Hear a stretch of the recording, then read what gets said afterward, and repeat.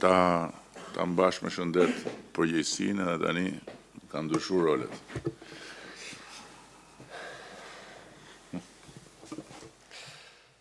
Nderuar zoti kryeministër, nderuar zonja ministre,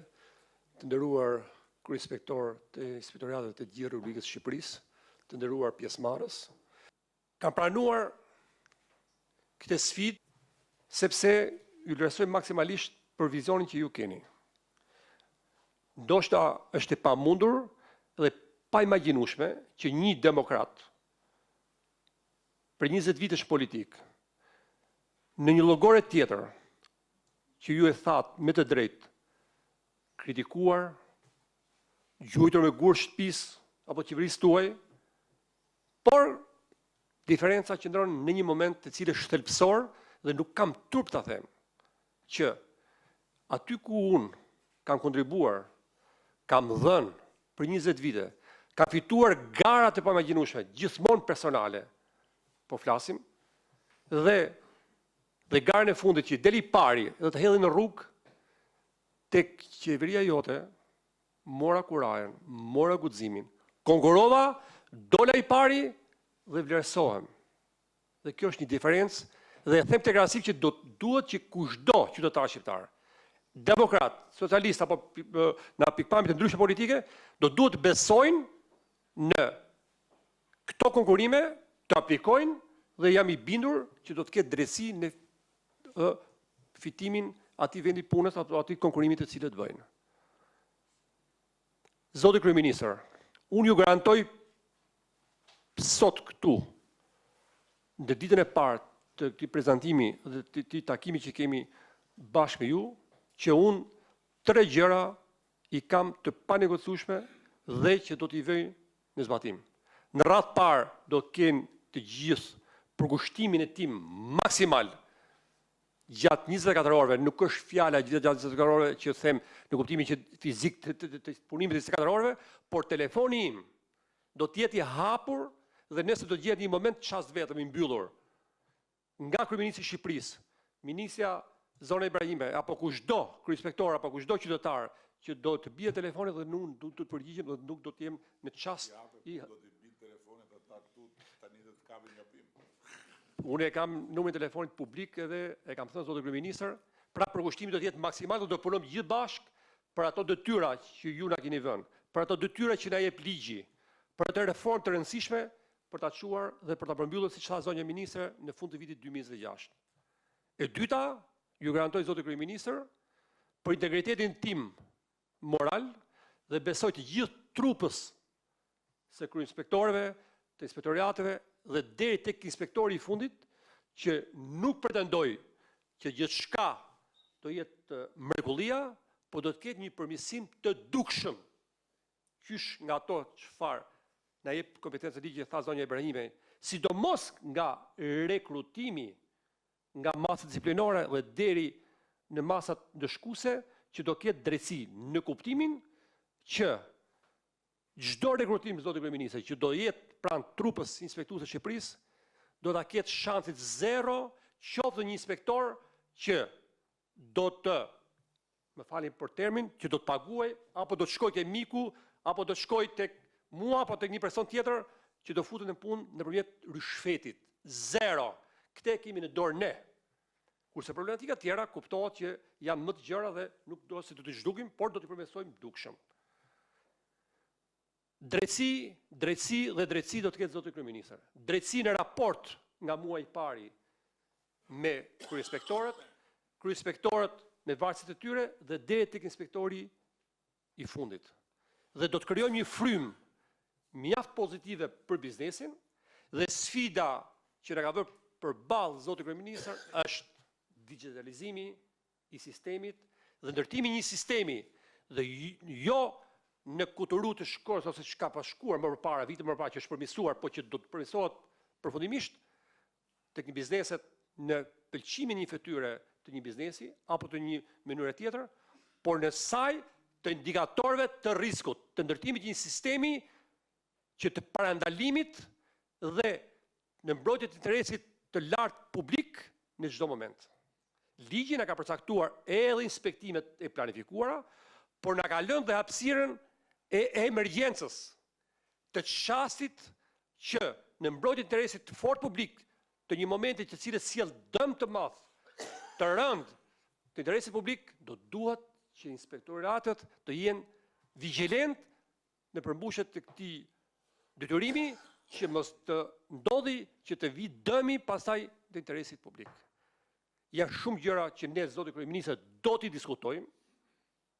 në çdo moment me të gjithë trupin inspektuese dhe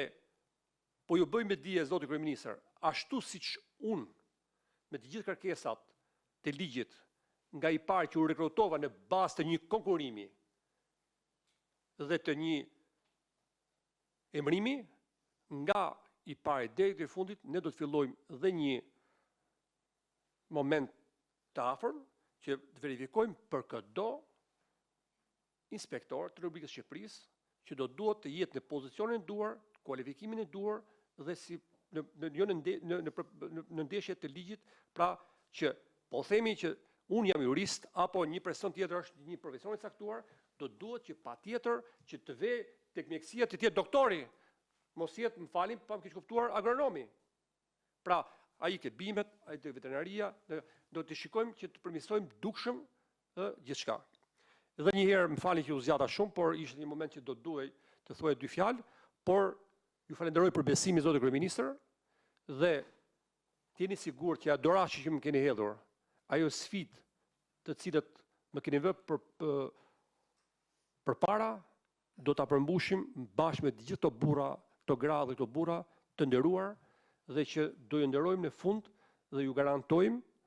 që inspektimi do të jetë model ashtu siç ju përmendet për doganat, për tatimet apo institucionet e tjera, dhe ne do të jemi në nivelin e tyre dhe për këtë ju japim pa e tepruar, po flasi burr, fjalën e nderit. Faleminderit. Dua të shtoj një komponent që besoj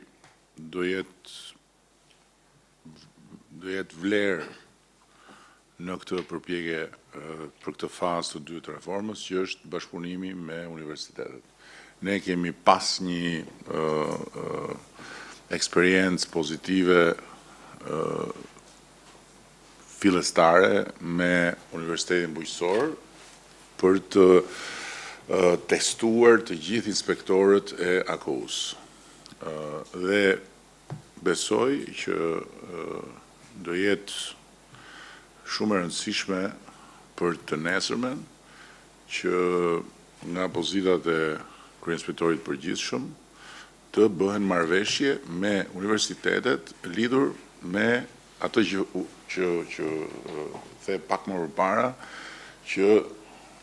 profesionalizmi të garantohet sipas çdo fushë. Jo një që ka mbaruar agronomi të bëjë inspektimin për një fushë që s'është e tija apo e anasjellta. Dhe vendosja në një kalendar e trajnimeve dhe certifikimeve në mënyrë të përvitshme, e shoqëruar me një sistem bonusesh financiare për të vlerësuar ata që janë më të mirët, do jetë vërtet një shtyse e mirë, por do jetë dhe një garanci. Do jetë një garanci për të testuar përmbajtjen e burimeve njerëzore të inspektoriateve dhe për karrierën e gjithë secilit. Dhe tjetra që dua të shtoj, pavarësisht se shumë kush mund të rrudhi buzët apo mund të gjej edhe këtu rastin për të përqeshur e për të zgërdhir, është motamo ajo që tha kryeinspektori, sepse ne patëm i takim, edhe ajo që u shtrua nga zoti Sula ishte dua një sfidë dhe dua të më sfidosh dhe të të sfidoj. Okej. Edhe unë i thash fillohe nga konkursi për kryeinspektorin përgjithshëm. Por jam i sigurt që kush realisht beson tek vetja dhe tek mundësia e një karriere,